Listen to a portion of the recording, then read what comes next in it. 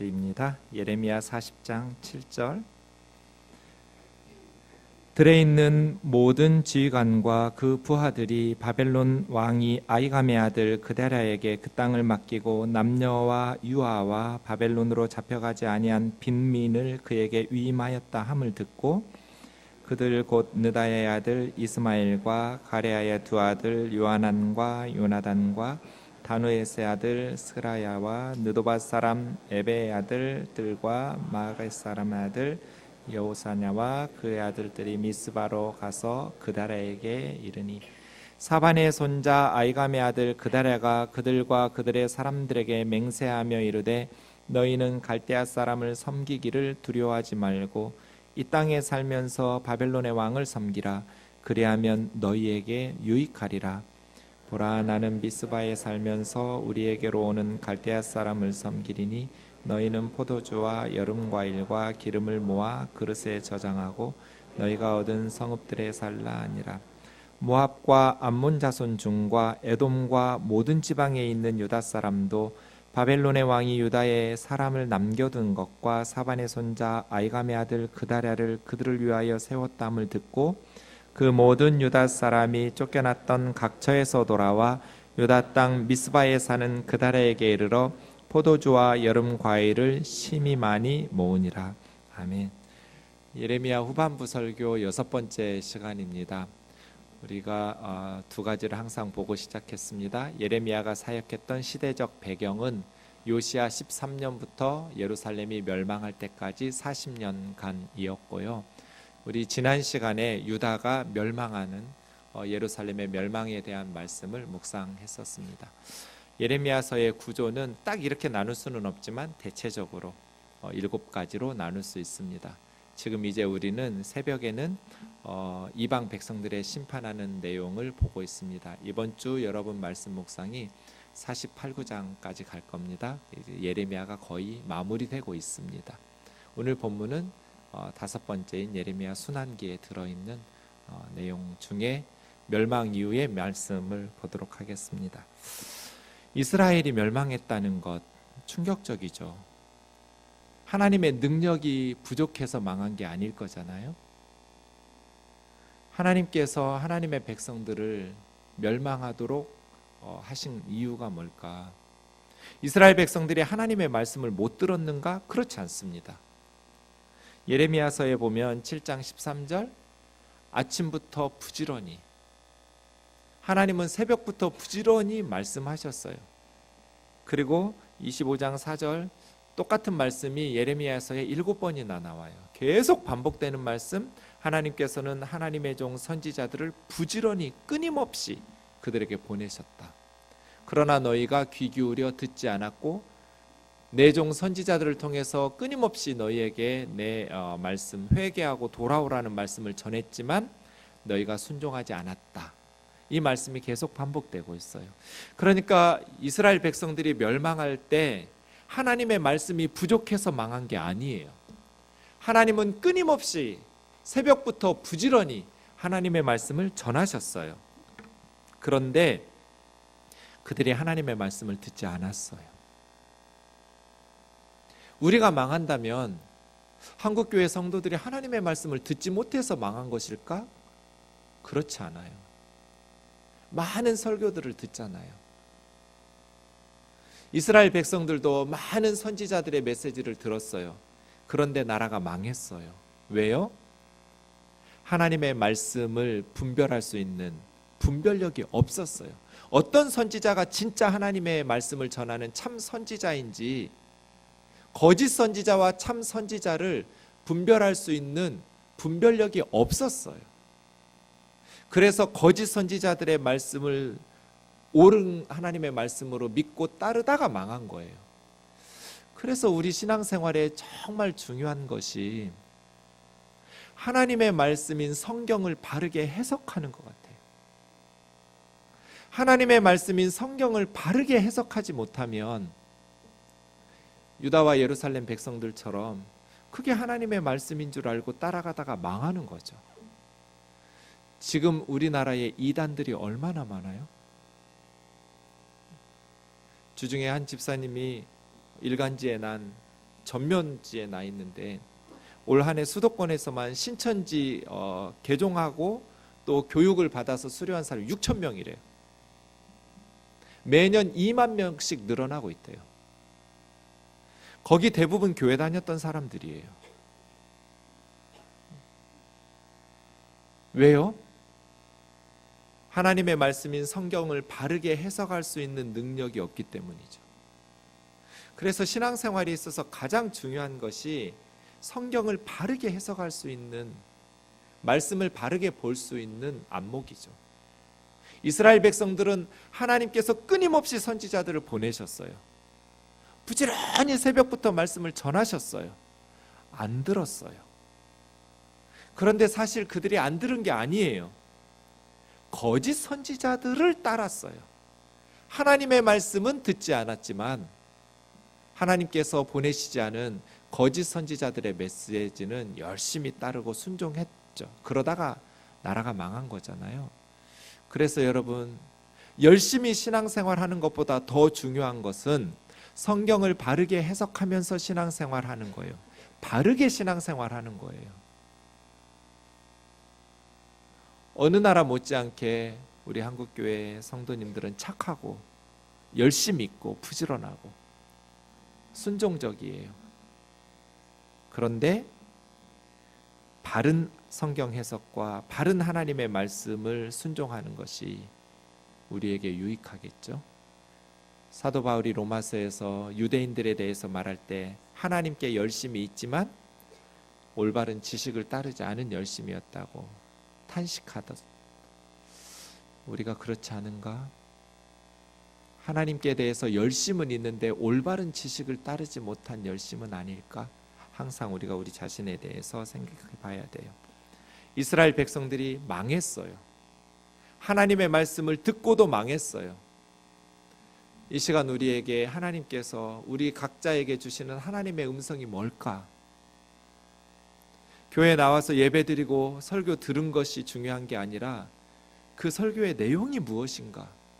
나에게 주시고 싶은 하나님의 말씀이 무엇인가를 옳게 해석하고 바르게 삶과 신앙 속에 적용해 가면서 우리의 믿음을 유지해 나가야겠죠. 오늘 본문 바로 앞에 있는 40장 1절에서 6절까지 멸망 이후에 예레미야 이야기가 나옵니다.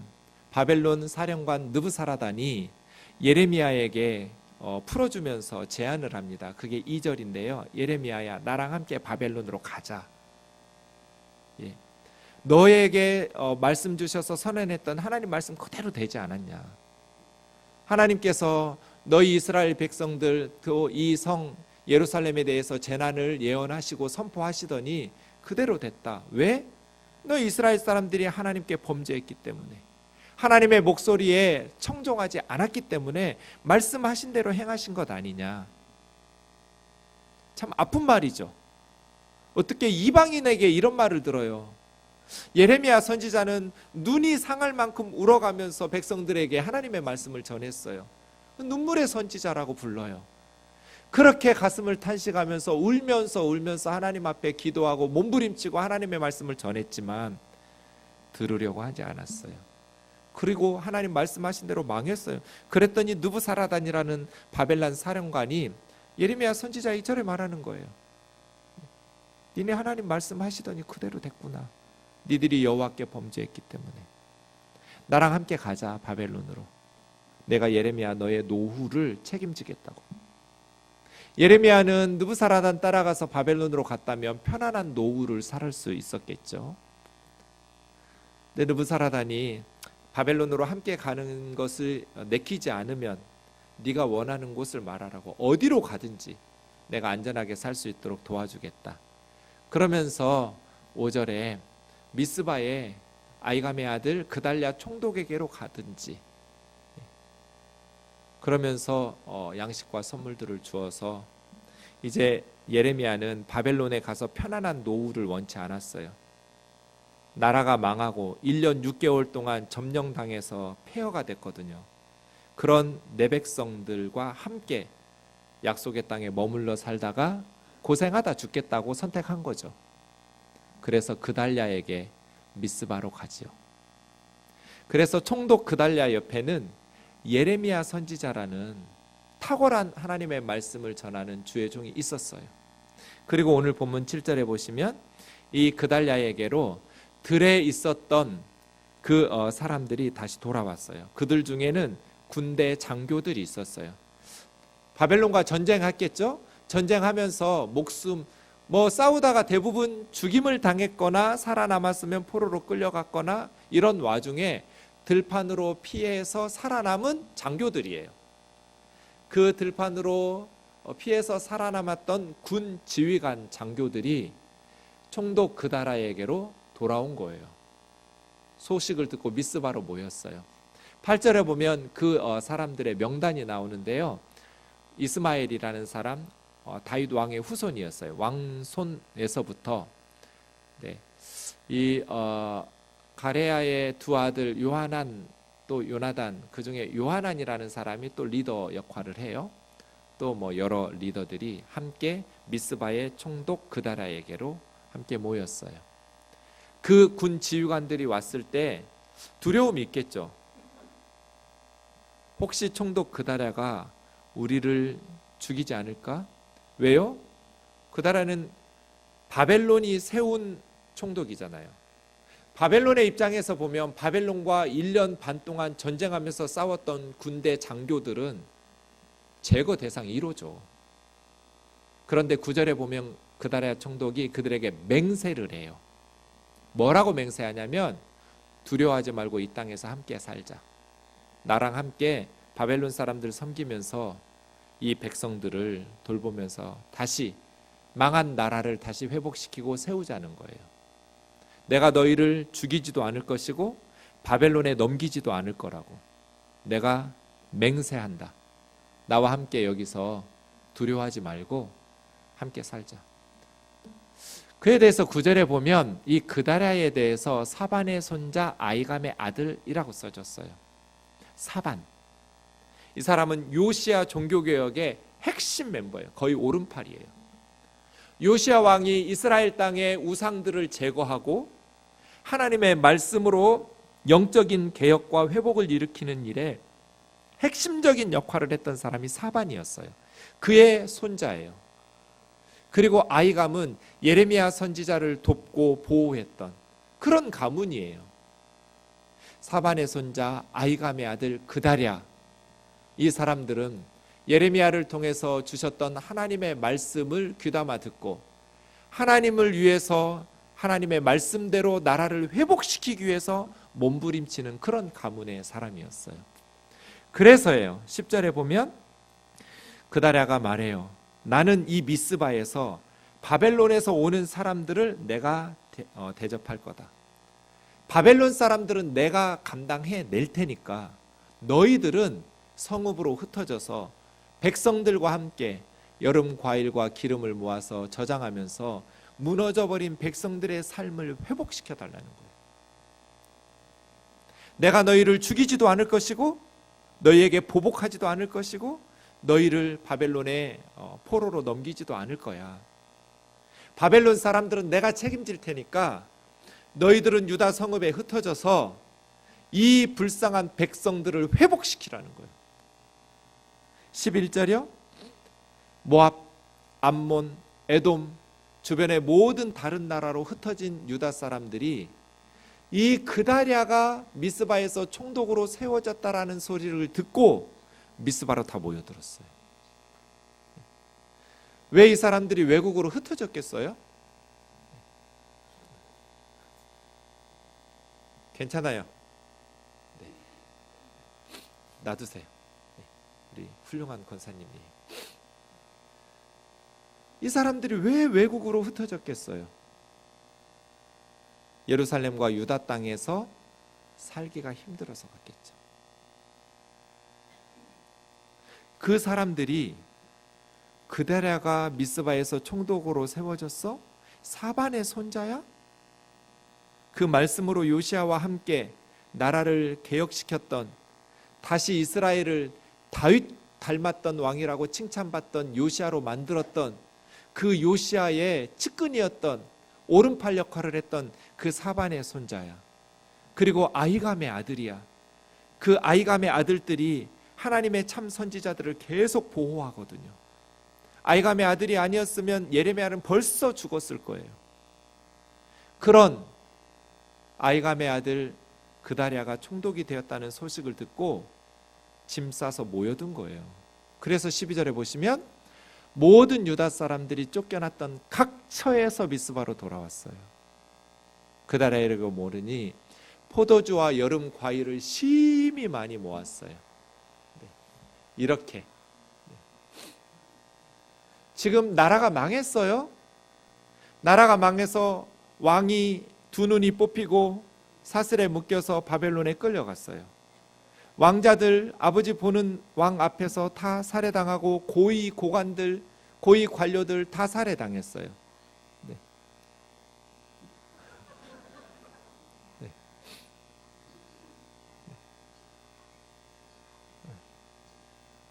괜찮아요. 천천히 하세요. 네. 우리 기도 한번 하고 해야 될란가 봐요. 네. 나라는 망했는데 다시 지금 그다랴의 리더십 아래서 회복이 되고 있어요. 어떻게 이런 회복이 일어났을까요? 39장 10절에 보면 정말 가슴 아픈 얘기 나와요. 유다가 멸망할 때 이 느부사라단이라는 바벨론의 사령관이 아무것도 없는 소유물이 아무것도 없는 빈민들에게 밭과 포도원을 줘요.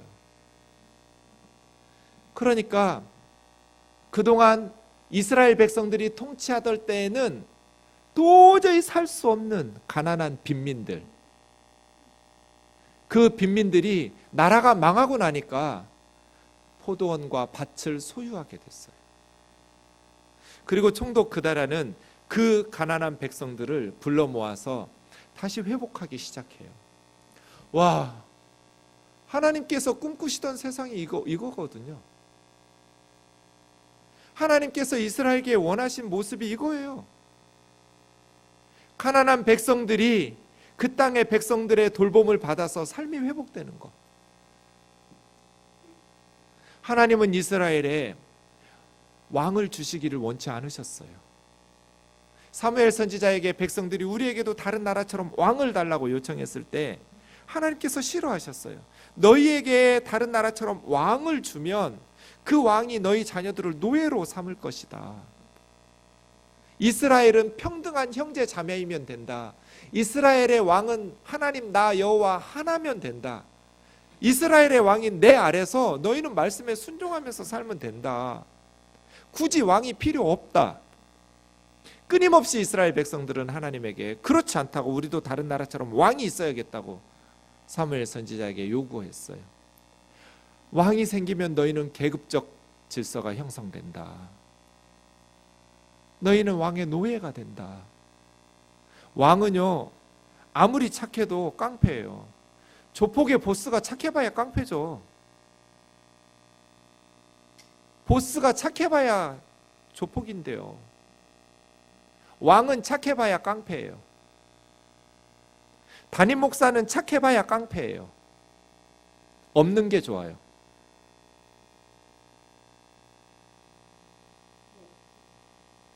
이스라엘의 왕은 하나님 한 분이면 좋게요. 우리 생동교회의 왕은 예수 그리스도 한 분이면 좋게요. 나머지는 다 우리는 형제 자매예요. 계급적 질서가 세워지는 그런 구조 자체가 악한 거예요. 그래서 사무엘 선지자가 계속 설득해요. 우리나라에 왕이 세워지면 안 된다. 그런데 하나님은요 무섭게도 우리가 계속해서 잘못된 길을 고집하시면 허락하세요. 하나님의 말씀을 전하세요. 그런데도 계속해서 그 말씀 듣지 않고 죄를 지으면 하나님은 그 어리석은 선택을 존중하세요. 우리 생각에는 우리가 지옥에 가겠다고 고집 피울 때는 하나님께서 존중 안 하셔도 될 것 같은데 하나님은 우리가 예수 믿지 않고 지옥에 가겠다고 고집을 피워도 존중하셔서 지옥에 보내요. 이 무서운 거예요. 하나님은 우리를 노봇으로 만드신 게 아니에요. 그래서 저와 여러분은 변명할 수가 없어요. 인생에 대해서 우리 스스로 선택해야 되고 그 선택에 대해서 책임져야 돼요. 하나님께서 우리 인간들에게 그렇게 자유의지를 주셨어요. 선택할 수 있는 권리를 주셨어요. 우리는 하나님의 뜻에 순종할 수도 있고 하나님의 뜻을 거역할 수도 있어요. 왕, 이스라엘에서 가장 훌륭한 왕은 다윗이에요. 사실은 다윗 외에도 훌륭했던 왕들이 많았어요. 처음에는 겸손하게 정말 나라를 잘 다스린 왕들이 많았어요. 솔로몬도 그중 하나이죠. 사울왕도 그랬어요. 그런데 권력의 속성상 권력이 공고해지고 왕권이 성공적으로 유지되면 교만해져요. 그래서 왕이 된 담임 목사는 누구도 막을 수가 없어요. 다윗이 왕이 아니었다면 그런 끔찍한 죄를 짓지 않았을 거예요. 그런데 다윗이 왕이었기 때문에, 착해 봐야 깡패였기 때문에, 충신 우리아 같은 그런 신하가 어디가 있어요, 이 세상에? 자기 부하들 전쟁 중이라고 자기 집에 들어가서 자지도 않는 그런 충신 우리아를 죽이는 살인하는 살인자가 되었어요. 왕이었기 때문이에요. 하나님께서 꿈꾸신 세상은 하나님을 왕으로 삼는, 하나님이 왕인 나라예요. 그게 하나님 나라예요. 하나님의 나라는 죽어서 가는 천국이 아니에요. 하나님이 왕인 나라가 하나님 나라예요. 우리가 죽어서 가는 천국이 하나님 나라인 이유는 거기는 하나님이 왕이시니까 하나님 나라인 거예요. 이 세상에 교회라고 해서 하나님 나라가 아니에요. 우리 생동교회가 교회니까 하나님 나라가 아니에요. 하나님이 왕이셔야 우리 교회가 하나님 나라예요. 하나님의 통치가 시행이 돼야 하나님 나라예요. 담임 목사가 왕 노릇하는 교회는 하나님 나라가 아니에요. 그건 정준경네 나라죠. 하나님이 왕이셔야 하나님 나라예요. 하나님이 왕이시면 하나님의 법이 시행이 돼요. 바로 그다랴처럼 말이에요. 아무것도 없는 빈민들이 밭과 포도원을 소유하게 됐어요. 하나님이 꿈꾸신 나라, 그런 나라예요. 얼마든지 제거하고 보복하고, 그래서 바벨론으로부터 더 인정받을 수 있었어요, 총독 그다랴는. 그런데 이 장교들을 보호했어요. 맹세하면서 나는 너희를 제거하지 않을 거라고.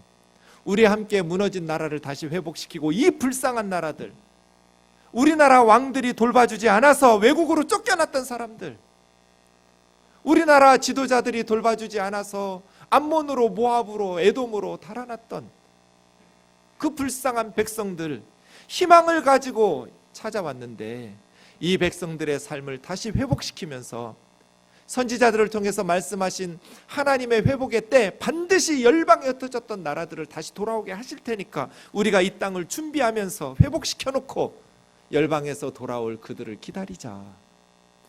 이게 그다라의 메시지였잖아요.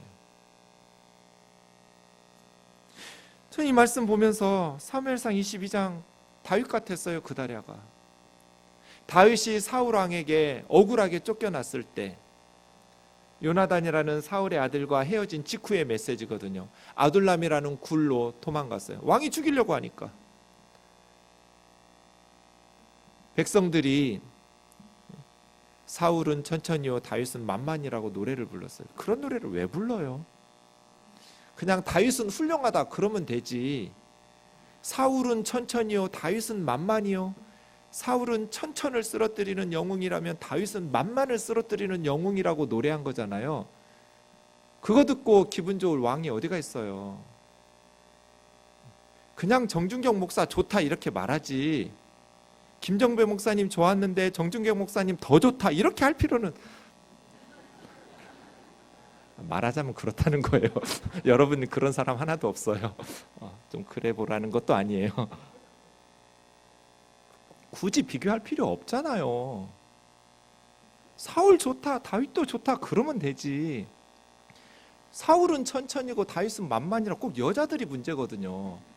여인들이 그렇게 노래를 불렀다고 그랬어요. 그런 노래 왜 불러요? 너도 좋고 너도 좋다 그러면 되지. 그래서 사울이 시기심이 나서 다윗을 죽이려고 한 거잖아요. 그래서 아둘람 굴로 도망갔어요. 왕이 죽이려고 하니까. 절대 권력을 가진 왕이 재판이 어디 있어요 그 시절에. 여론 다 조작해 놓고 다윗은 죽일 놈 만드는 거죠. 그랬더니 다윗이 아둘람 굴에 있다는 소문을 듣고, 그다랴가 미스바에 있다는 소문을 듣고 모압, 암몬, 에돔에서 다 모였던 것처럼 환난당한 모든 자, 빚진 모든 자, 마음이 원통한 모든 자가 다윗에게로 모여들었어요. 그래서 다윗은 400여 명의 리더가 됐어요. 꼭 미스바의 그다랴 총독에게 모인 사람들이 다윗에게 모인 사람들 같아요. 새로운 희망이 생겼어요. 진짜 오합지졸이죠. 다윗에게 모인 사람들, 환난당한 모든 사람, 마음이 원통하게 상처 입은 모든 사람. 전 가끔 여러분 볼 때 그런 생각 들거든요. 어떻게 뜨인돌교에 오는 분들은, 생동은 안 그래요? 이렇게 마음이 원통해서 올까? 목사들한테 상처받고 교회가 없어지고, 좀 하나님 좀 제대로 믿어보고 싶은데 너무너무 마음 많이 한이 맺힐 만큼 상처받은 성도들이, 다는 아니지만 많이 오셨어요. 근데 우리 지금 숫자도 400명이에요. 아둘람 굴 같아요 여기가. 그런데 세상에서 소망을 잃었던, 마음이 원통한 사람들, 환난당한 많은 사람들이 다윗에게 모여서 새로운 세상을 꿈꾸었잖아요. 캄캄한 동굴 속에서. 그래서 하나님께서 그렇게 준비되고 연단된 다윗의 군대를 통해 다윗의 왕조가 세워졌을 때는 정말 멋진 나라를 만들었거든요. 하나님께서 꿈꾸셨던 나라 말이에요. 때로 다윗이 죄를 짓기도 하고 어리석은 범죄를 저지르기도 했지만 하나님의 말씀 앞에 회개하고 돌아오면서 말이에요. 이스라엘 백성들은 이 다윗의 혈통과 다윗의 이름만 계승할 것이 아니라 다윗의 사역을 계승했어야죠. 다윗처럼 마음이 원통한 사람들, 환난당한 사람들, 빚진 사람들의 삶을 회복시켰어야죠. 우리가 그리스도인이라면 예수 그리스도의 이름만 물려받을 것이 아니라 예수님의 사역을 물려받아야죠. 예수님처럼 살아야죠. 그게 교회죠. 다윗의 자손이면, 다윗의 이름을 물려받은 왕이면 다윗의 이름과 혈통적으로만 다윗의 후손일 것이 아니라 다윗이 했던 사역을 계승하면서 백성들의 원통함을 풀어줘야죠. 그런데 어떻게 왕들이라는 사람들이, 지도자라는 사람들이 그렇게 백성들을 억압하고 착취해서 도저히 하나님의 나라인 이스라엘에서 살 수가 없어서 모압으로, 암몬으로, 에돔으로, 각처로 흩어지냔 말이에요. 그러한 때 다시 그다랴에게로 사람들이 모여들기 시작했어요. 그다랴에게로 사람들이 모여들어서 새로운 역사를 일구기 시작했어요. 많은 여름 과일, 많은 기름, 많은 곡식들을 저장했어요. 얼마 동안 그다랴의 통치가 이어졌는지는 모르겠어요. 성경에서 밝히지 않아요. 그런데 짐작할 수 있는 것은 예레미야 52장에 보면 느부갓네살 18년에 나라가 망했거든요. 그래서 포로를 끌고 갔어요. 그런데 느부갓네살 23년에 다시 느부사라단이 와서 포로를 끌고 갔어요. 아마 이것이 그다랴 암살에 대한 징계 같다면 5년 후에 일어난 사건이어서 몇 년 길게 가지 못한 것 같아요. 그다랴 총독의 통치가. 하여간 짧지는 않아서 포도주와 여름 과일들을 심히 많이 저장한 몇 년, 그다랴 총독 아래서 이스라엘 백성들이 회복되기 시작했어요. 마음이 원통하고 상했던 그들의 삶이 회복되기 시작했어요. 이게 리더다운 모습이죠. 문제가 생겼어요. 13절부터 보시면 많은 군치위관이 이스마엘을 주목하라고, 조심하라고 경고했어요. 그다랴 총독에게 와서. 이스마엘은 암몬 왕의 사주를 받고 너를 살해하러 왔다. 이스마엘을 조의해야 된다. 그런데 그다랴가 그 말을 믿지 않았어요. 15절에 보시면 요하난이라는 리더가 조용히 은밀히 비밀리에 미스바로 아이감의 아들 그다랴를 찾아와서 내가 저 이스마엘을 암살하겠다. 놔두면 이스마엘이 당신을 죽일 거다. 당신의 생명이 사라져버리면 여기 모인 우리 유다 백성들은 흩어지게 될 거다. 또 멸망하게 될 거다. 당신이 이스마엘에게 암살당해서는 절대로 안 된다. 내가 그러기 전에 이스마엘을 암살할 테니까 허락해달라고.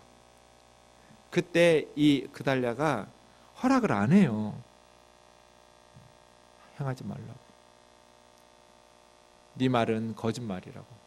왜 이스마엘이 나를 죽이냐고. 보복하고 의심해서 죽여서는 안 된다고. 이런 모습이 리더다운 모습이기는 하지만 주의했어야 돼요. 그달랴는 이스마엘이라는 사람에 대한 경고를 주의는 했어야 돼요. 암살은 안 하더라도. 41장에 이어지는 내용에 보면 이 이스마엘이라는 사람이 10명의 자객을 동원해서 칼로 찔러서 죽여요. 그달랴 총독을. 왜 그랬을까? 자기는 다윗 왕의 후손이거든요. 왕손인 자기의 입장에서 보면 다윗 왕의 후손도 아닌 저 그달랴는 바벨론의 앞잡이인 매국노일 뿐이에요. 이스라엘은 다윗 왕의 후손이 다스려야지. 다윗 왕의 후손이 혈통이 아닌 저 사람은 제거해야죠. 자기 뜻을 내세우면서 하나님의 뜻을 좌절시킨 거죠. 자기가 나라를 주도하기를 원했어요. 나는 다윗 왕의 후손이니까. 그런데 여의치 않자 백성들을 끌고 암몬으로 가려고 그랬어요. 그런데 그것도 여의치 않아서 요하난의 군대에 패해서 겨우 8명만 암몬으로 도망간 사람 이스마엘이에요. 교회에서 보면 주님을 섬길 때 꼭 자기가 주인공이 돼야 되는 사람들이 있어요. 이스마엘처럼. 다른 리더 앞에 순종을 안 해요. 자기가 주인공이어야 돼요. 그래서 자기 뜻대로 안 되면 죽이고, 자기 뜻대로, 하나님의 뜻이 중요한 게 아니고 자기 뜻을 관철해야만 되고, 모든 부서 사람들이 자기를 인정해 줘야만 되는 사람들이 있어요. 어디 가나 주인공 되려고 하는 사람. 결혼식장 가면 신부 되고 싶고, 장례식장 가면 시체가 되고 싶은 사람들이 있어요. 다 나 쳐다봐야 돼. 그러면 하나님의 뜻을 거스르게 돼요. 항상 내가 주인공이 돼야 되는 건 아니잖아요. 하나님의 말씀에 순종하면서 그저 더불어 함께 주님 섬기면 되는 것인데 말이죠. 이 공동체 보면서 다시 한번 그달랴가 암살당하지 않고 이스마엘에 의해서 칼에 죽지 않고 계속 살았으면 어땠을까, 이런 생각을 지울 수가 없어요. 만약에 그달랴가 더 오랫동안 통치했더라면 포로 후에 돌아왔던 이스라엘 백성들이 훨씬 더 하나님의 역사를 이어가고 회복시키는 것이 쉬웠을 거예요. 하나님께서 우리에게 원하시는 것은 무엇일까요? 하나님께서 우리에게 끊임없이 말씀하시는 것은 거룩이거든요. 레위기 19장 2절에 보면 너희는 거룩하라. 나 여호와 너희 하나님이 거룩함이니라. 거룩해라. 나처럼. 성도의 삶은 거룩이 핵심이에요. 우리 어떻게 살아야 돼요? 거룩하게 살아야 돼요. 왜요? 하나님이 거룩하게 살라고 명령하셨어요. 그리스도인의 삶의 핵심은 거룩함이에요. 한국 교회의 위기는 성도의 숫자가 줄어든 게 아니에요. 헌금이 줄어들어서 위기도 아니에요. 성도들의 거룩을 상실했기 때문에 위기예요. 반대로 한국교회가 회복되려면, 우리 생동교회가 회복되려면 거룩함을 회복해야 돼요. 우리 한 사람 한 사람이 거룩해져야 돼요. 우리 교우들이 거룩해지지 않고 아무리 사람이 많아지고 돈이 많아져도 우리 교회는 하나님의 역사를 이룰 수 없어요. 우리 교회가 정말 하나님의 일을 하고자 한다면 반드시 우리는 거룩을 회복해야 돼요. 저와 여러분이 하나님의 명령대로 거룩한 삶을 살 수 있기를 주의 이름으로 축원합니다. 거룩을 회복해야 돼요. 거룩을. 많이 전도해서 불러 모으는 게 중요한 게 아니에요. 성도 한 사람 한 사람이 거룩해져야 돼요. 문제는 거룩이 무슨 뜻인지를 몰라요, 많은 분들이. 여러분, 거룩하게 사는 거예요? 어떻게 해야 거룩하게 사는 거예요? 뭐가 거룩이에요? 여러분, 거룩한 삶 하면 어떤 생각이 나세요?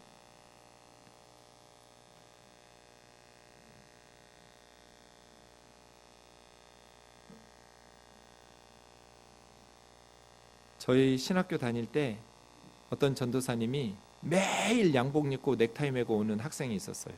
우리 반에. 어느 날 제가 물었어요. 전도사님 불편하지 않으세요?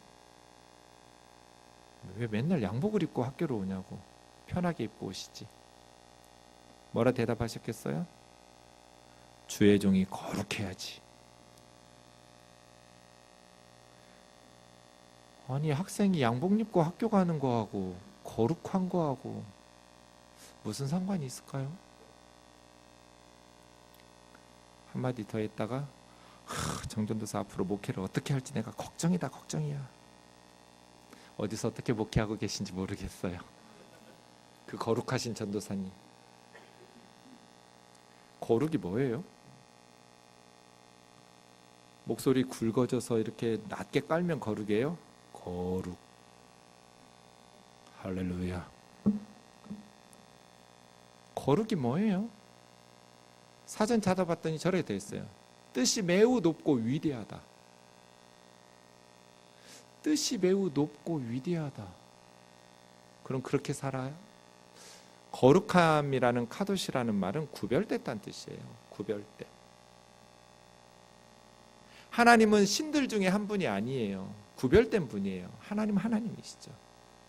그러니 하나님의 백성인 우리도 하나님의 백성답게 구별되게 살라는 거거든요. 그런데 놀랍게도 이 레위기의 성결 법정의 핵심이 19장이거든요. 거룩이에요. 내가 거룩하니 너희는 거룩하라. 레위기 11장 45절에 보시면 내가 너희 하나님 되려고 애굽에서 끄집어냈다. 너희 거룩해라. 내가 거룩하니까. 이렇게 말씀하시면서 레위기 19장 3절부터 보시는 거룩의 내용은 우리 생각하고 좀 달라요. 하나님이 구별되신 분, 거룩하신 분, 어떤 게 거룩한 거예요? 거룩하면 기도 많이 하고 정말 예배 많이 드리고 이런 게 거룩한 경건한 삶이라고 생각하지만 아니요. 성경에서 말씀하신 거룩은 부모를 공경하는 거. 예수 믿지 않는 사람도 효녀들 많은데 그게 거룩이에요? 네, 그게 거룩이에요. 첫 번째 거룩은 부모 공경이에요. 그러니까 부모도 공경할 줄 모르면서 기도 아무리 많이 해도 그건 거룩한 게 아니에요. 두 번째 거룩은 안식일 지키는 거예요. 일주일에 하루씩 노는 거. 너만 노는 게 아니라 종들도 짐승들까지 다 쉼과 안식을 주는 거. 나는 너희 하나님 여호와다. 거룩은 우상 숭배하지 않는 거, 헛된 신을 섬기지 않는 거. 5절부터 보시면 거룩한 예배가 나오는데 거룩한 예배는 기도 많이 하고 경건하고 이런 예배가 아니에요. 5대 제사 중에서 한 가지 화목제물만 예배에 대해서 이야기했어요. 거룩을 이야기하는 본문 속에. 그런데 그 화목제물의 거룩한 예배를 말씀하실 때 하나님께서는 이틀 안에 다 먹으라. 이게 거룩이에요. 3일째 먹은 음식이 남으면 먹지 말고 불살라라요. 3일째 먹으면 부정하게 된다. 그건 하나님 기쁘시게 받는 예배가 아니다. 이스라엘 백성 중에서 끊어질 것이다예요. 왜 이런 걸 거룩이라고 말씀하실까요? 소 한 마리 잡았다고 생각해 보세요. 화목제 드리고 소 한 마리를 어떻게 식구들이 다 먹어요? 이틀 안에? 3일째 어차피 남아도 다 불살라서 태워야 돼요. 못 먹어요. 그러니 화목제를 드리면 동네 잔치예요. 가난한 사람들, 부유한 사람 다 함께 모여서 먹는 거예요. 이게 거룩한 예배예요. 거룩한 예배는 우리 중에서 몇몇 사람만 기쁘고 행복한 예배가 아니라 가난하든지 부유하든지 많이 배웠든지 못 배웠든지 모든 성도들이 함께 즐기는 예배가 거룩한 예배예요. 가난한 성도들도 함께 모여서 다 같이 부유한 성도가 드린 화목제에 참여하는 것, 이게 예배의 거룩이에요. 거룩한 예배는 목소리 까는 거 아니에요. 거룩한 성도님들 가끔 혼동하는데 심각한 표정으로 다녀요. 잘 웃지도 않아요. 이런 분들은 거룩하게 다니시죠. 우중충한 거예요. 거룩한 게 아니라 성령 충만한 거룩함은 기쁨이 충만해서 성령의 열매가 희락인데 밝아야죠. 행복해야죠.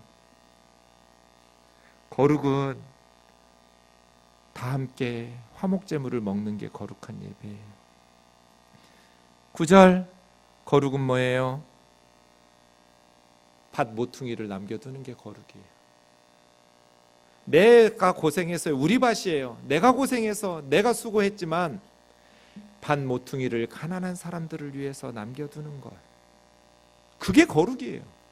내가 거룩하니 너희는 거룩하라고 말씀하신 후에 하나님은 우리가 생각하는 거룩은 하나도 없어요. 기도해라, 찬송해라, 예배해라, 하나도 없어요. 그렇게 기도해서 예배 드렸으니까 밭 모퉁이를 남겨두라는 거잖아요. 그게 거룩. 포도원에 네 포도원이에요. 네 거예요.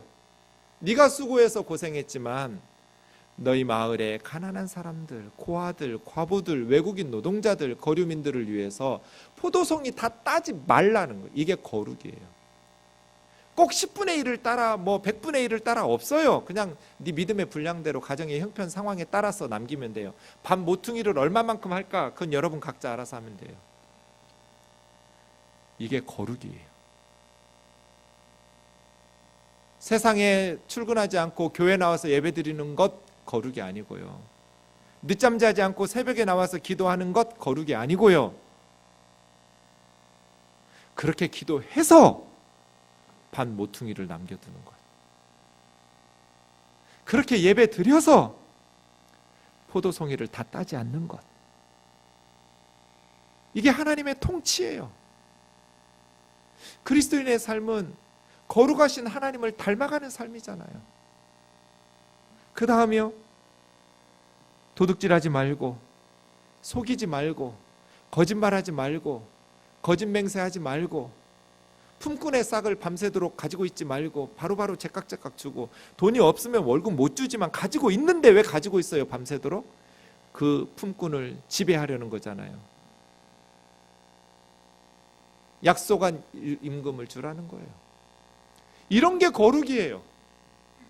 또 거룩은 뭐예요? 14절, 못 듣는다고 해서 귀먹은 사람들에게 저주하지 말고, 못 보는 사람이라고 해서 맹인들 앞에 걸림돌을 두지 말고, 하나님을 경외하고 두려워하면서 사는 것. 재판할 때 거짓하지 않고 불의를 행하지 않는 재판, 가난하다고 해서 편들어주지도 말고, 권세 있고 세력 있는 자라고 해서 두둔하지도 말고 정직하게 재판하라는 거잖아요. 이게 거룩이에요. 기도하고 나서 재판하는 게 거룩이 아니에요. 기도하면서 농사 짓는 게 거룩이 아니에요.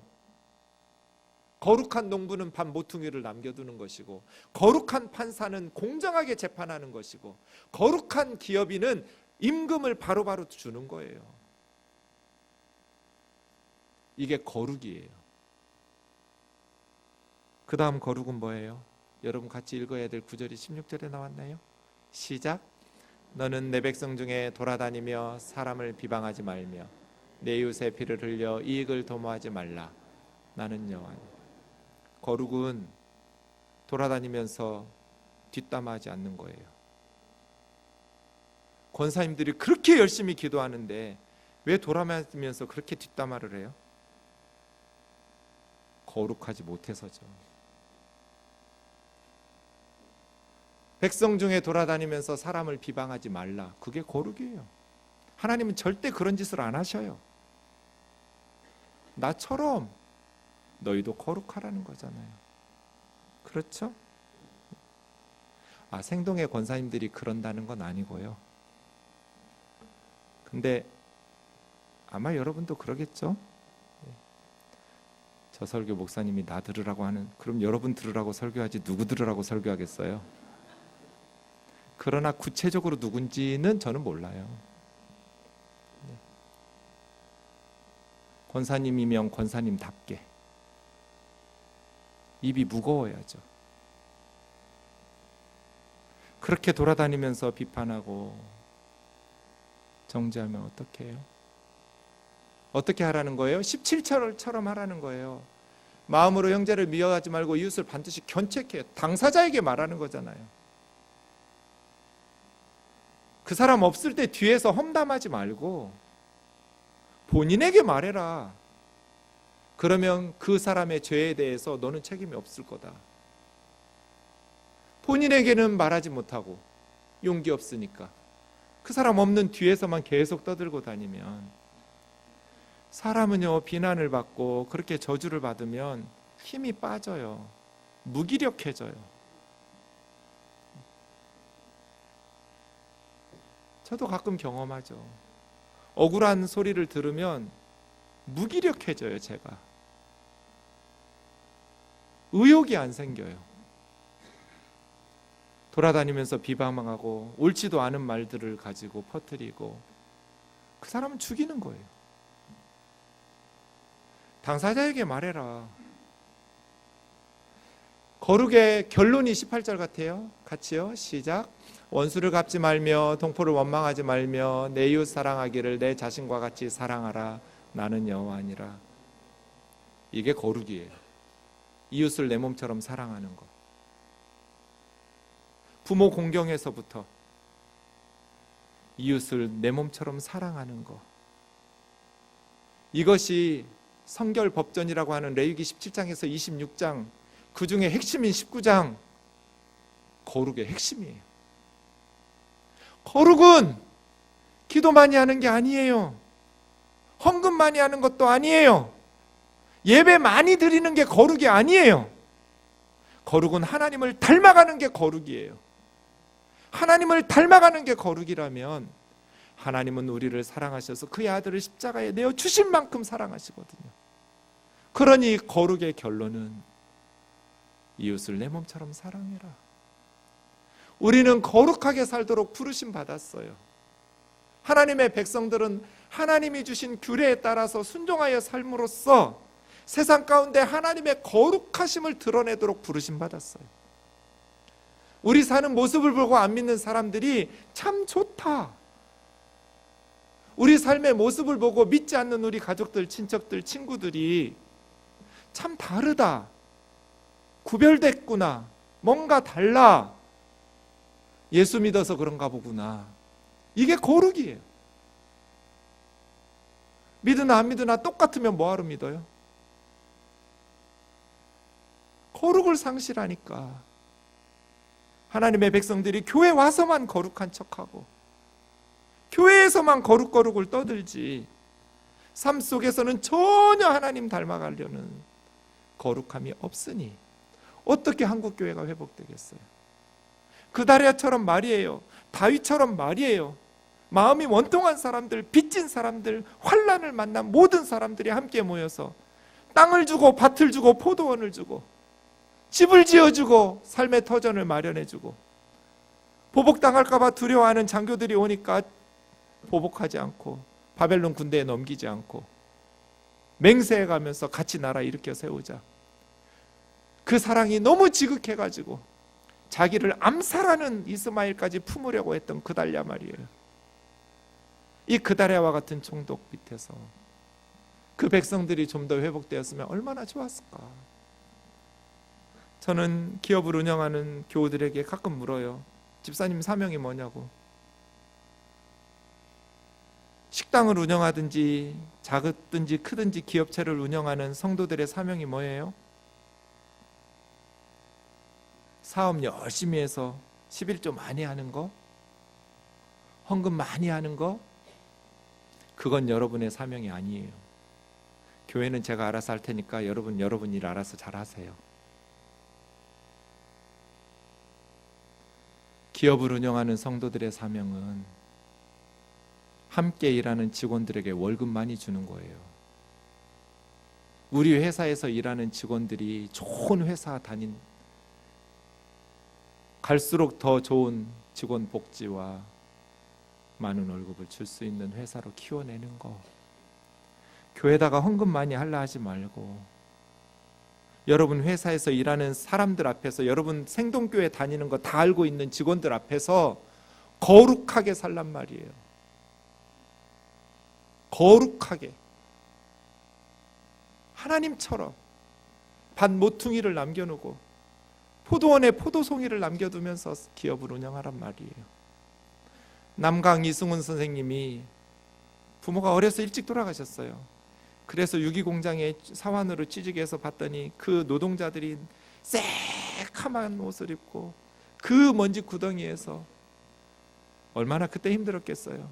너무너무 비참하게 일하고 있는 거예요. 나중에 돈을 많이 벌어서 자기가 유기공장을 차렸어요. 이승훈 선생님은 그리스도인답게 공장을 바꿔놨어요. 햇빛이 잘 들게 하고 먼지가 없게 깨끗하게 하고, 그리고 직원들에게 쉬는 날들을 계속 주고 직원들에게 휴일을 주고, 그렇게 임금을 높여주고 일하는 중간에 쉬는 시간 만들어주고, 그랬더니 주변에 공장주들이 난리가 났어요. 하지만 이승훈 선생님은, 남강은 자기 소신껏 기독교 신학 철학대로 사업을 운영했어요. 직원들에게 쉬는 시간을 주고 많은 임금을 높여주고. 이게 거룩이에요. 교회에서 기도 많이 하는 게 거룩이 아니고, 기도 많이 해야죠. 그런데 기도 많이 했으면 남강 선생님처럼 살아내는 게 거룩이에요. 경주의 최부잣집 300년 동안 그 부를 이었어요. 망해서 지금 부자가 아닌 거 아니에요? 마지막에는 전 재산을 기부해서 대학을 지었어요. 그 영남대학교예요. 이 최부잣집을 시작했던 최국선홍, 자식들에게 유언을 남겼어요. 우리 집으로부터 사방 백리 안에 굶어 죽는 사람이 한 사람도 생겨서는 안 된다. 그 선조의 뜻을 이어받아서 계속 실천했어요. 해마다 보릿고개가 되면 이 집에는 매달 100석 이상의 쌀을 풀었대요. 그래서 그 주변 백리 안에는 굶어 죽는 사람이 없었대요. 그때 소장료가 50%였는데 흉년이 되면 언제나 30%로 줄여주고, 더 어려워진 소장농들에게는 더 깎아주고, 더불어 함께 잘 살게 한 거예요. 우리 생동 교우들이 저는 복받아서 부유해졌으면 좋겠어요. 여러분이 부유해졌을 때는 남강 이승훈 선생님처럼, 그리고 그 경주의 최부잣집처럼 더불어 함께, 이게 하나님의 통치잖아요. 이게 하나님의 백성들이 꿈꿔야 될 비전 아닌가요?